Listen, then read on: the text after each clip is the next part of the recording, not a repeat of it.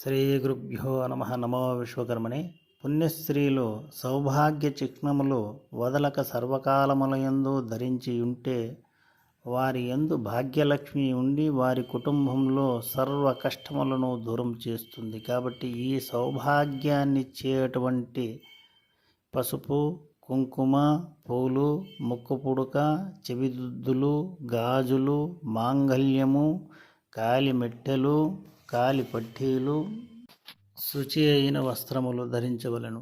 పుణ్యశ్రీణాం ముఖ్యతో భూషణం చ నిత్యం ధార్యం సర్వదా లక్షణం చ అన్యేన సర్వభూషణం నా విశేషం ముఖ్యం కాచ భూషణం భాగ్యలక్ష్మి.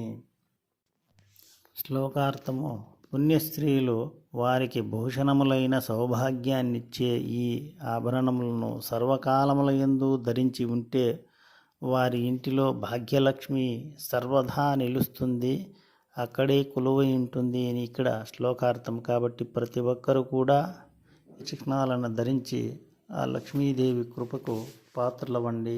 నమో విశ్వకర్మణి. మా ఛానల్ నచ్చినట్లయితే సబ్స్క్రైబ్ చేసుకోండి, షేర్ చేయండి.